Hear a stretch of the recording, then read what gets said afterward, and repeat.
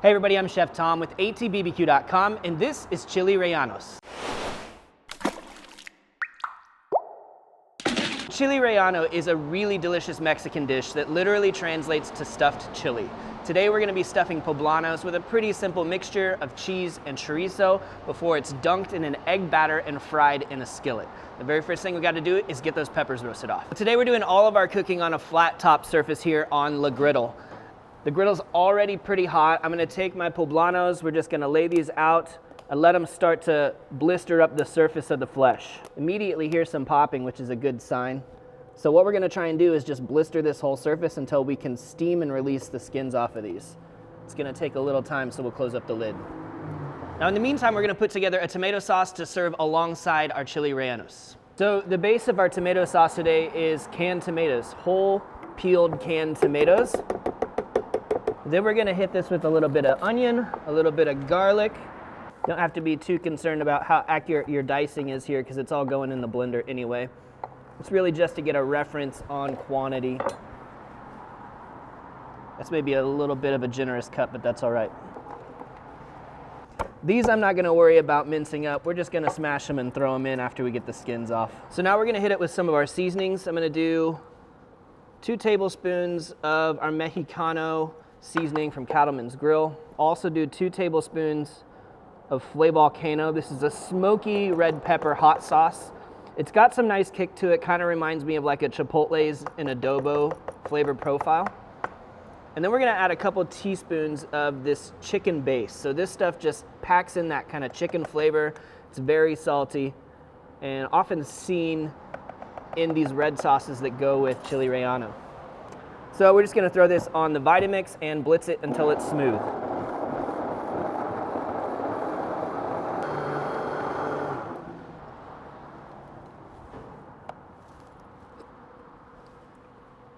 Oh yeah, so that's a great starting point.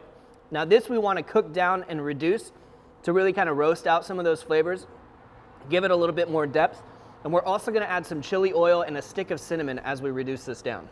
Oh yeah, our peppers are coming right along. I'm going to flip those over. Getting that blackening and that blistering on the surface. We're working over high heat on both sides at this point. We'll probably be able to drop this down on the right here as this reduces. I'm just going to add a tablespoon or 2 of our chili infused oil. Let that kind of warm up, and we'll throw our cinnamon stick in there and pour that sauce right on top. So we want to bring this to a simmer, reduce the heat, and just let it start to reduce down.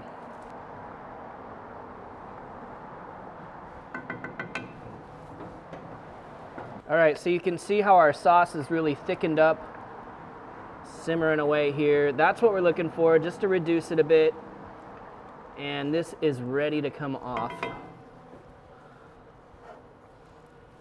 And over here we've got our poblanos that you can see are kind of blistered on all sides, so the skin's already starting to release from the flesh. So that's what we're going for. We're gonna throw these into a bag and let the skins continue to steam off, and then we'll peel them here in about 10 minutes.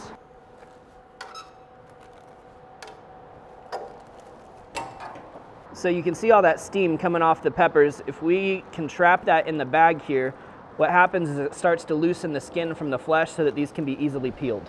So those peppers are going to take about 10 minutes or so to steam the skins off. In the meantime, we're going to cook our chorizo, which is going inside the chili, and make sure that our oil is getting hot. So we've got a skillet back on top of the griddle here. We're going to be frying with peanut oil today. You could use any oil that doesn't add any flavor. And we just want to make sure that it covers the entire bottom, probably about a ½ inch or so. We need the oil to come up and essentially cover half of the pepper as it fries on each side. So now working over medium heat. Gonna get our Mexican chorizo down. Want to get a little texture and color on this, as well as cooking it all the way through.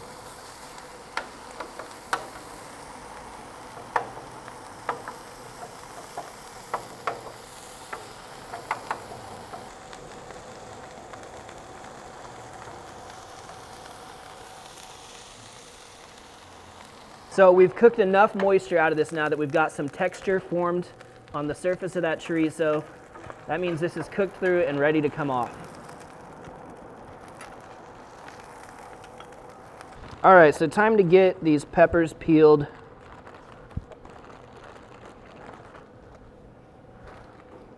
This should be really easy now that they've been sitting in there steaming.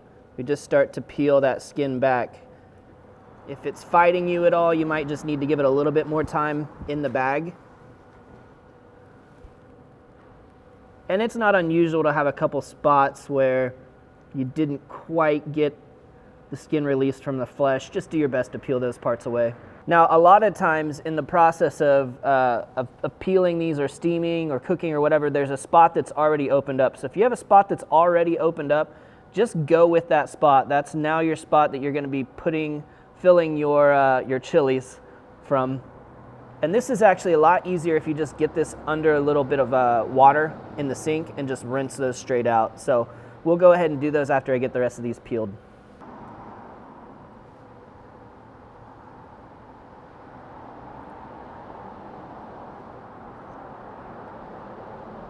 So we just give these a little rinse and then get inside there and all those seeds come flowing right out. Easy. Wow. That doesn't usually happen with poblanos. So let's go ahead and get these poblanos stuffed with that cheese and chorizo. So working with two different cheeses today. This is a queso Chihuahua. The Chihuahua is a really great cheese. It melts really nicely.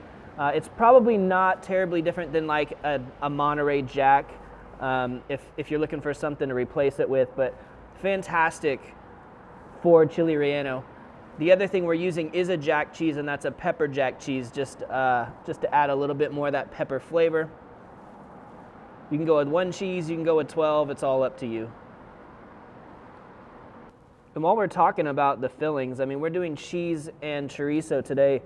I love just cheese on its own, but you could go crazy. You do onions, mushrooms. There's a lot of recipes that even have raisins inside them. You've got all kinds of options. All right, so we're gonna start by opening up each of these poblanos. Let's just get a little bit of that chorizo in there. And then we're gonna stuff it with our cheeses. Now gonna overfill it. This is a nice big one. Probably could do just a little bit more in there. But you essentially want it to be able to close so that once we get the batter around it, nothing's leaking out.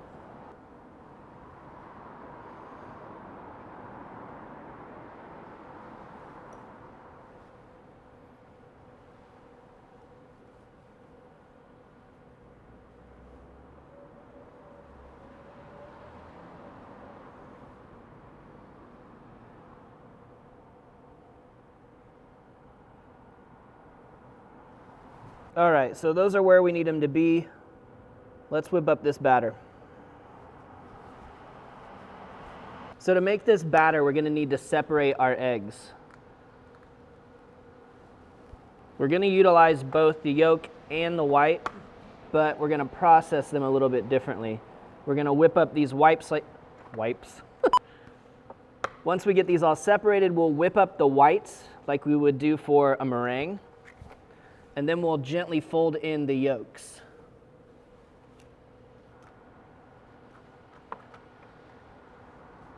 All right, so we're gonna whip up these whites in the KitchenAid. You can do this in a stand mixer, you can do it with a hand mixer, whatever's easiest. As far as quantity, I usually plan for 2 eggs per Chile Relleno, and that gives me a little bit extra, but I'd rather have a little extra than not enough. So we're looking to form stiff peaks here. Let's take a look. We lift this up, it should stand straight up if it's ready. So that looks pretty good. Now we're gonna go ahead and work in the yolks. So we're gonna do it here on the KitchenAid just over very low speed.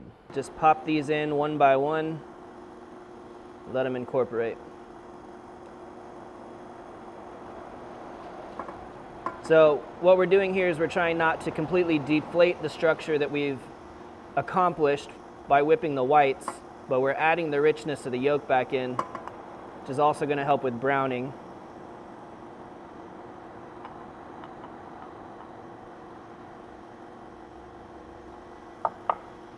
And we're going to add just a little bit of our Cattleman's 8-second ride carne asada seasoning in here as well, just for a little texture and flavor.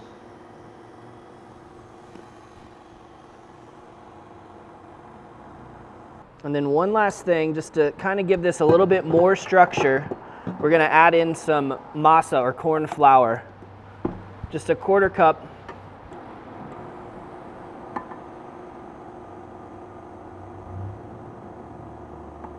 This kind of gives you that batter consistency a little bit more as well.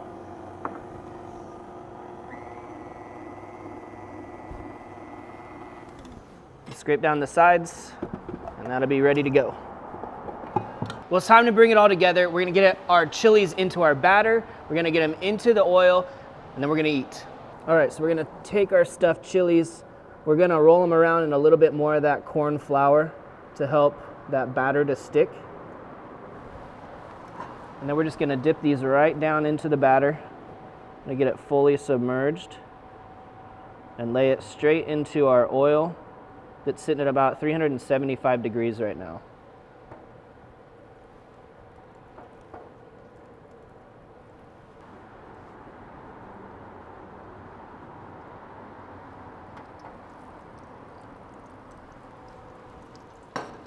So you can monitor the oil temperature with the instant read thermometer. You can see it's dropped down a little bit since we added our food, which is normal. So what you can do is turn your heat up just a little bit, close the door, and that'll help for that oil to retain some of that temperature. So we're getting nice browning on the bottom side here, just a few minutes on each side. That's what we're looking for, just golden brown.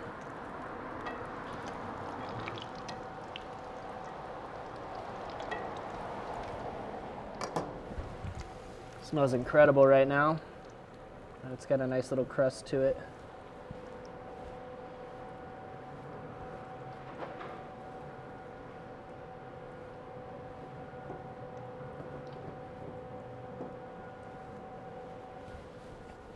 All right, these are looking like they're cooked all the way through now. Need to grab a couple paper towels to land these on.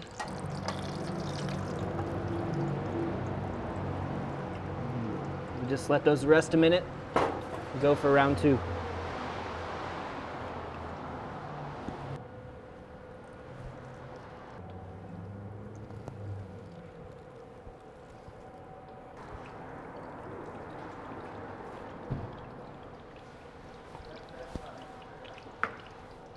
All right, so we're gonna set up a plate here. We're gonna start with some of that tomato sauce. We'll go ahead and place our chili right on top. I'm gonna hit this with just a little bit of sour cream. Now let's cut into this thing. You can hear it's got great crunch on the outside. And then on the inside, we should have cheese and chorizo just oozing out of there. Beautiful. Get a little bite here. Woo!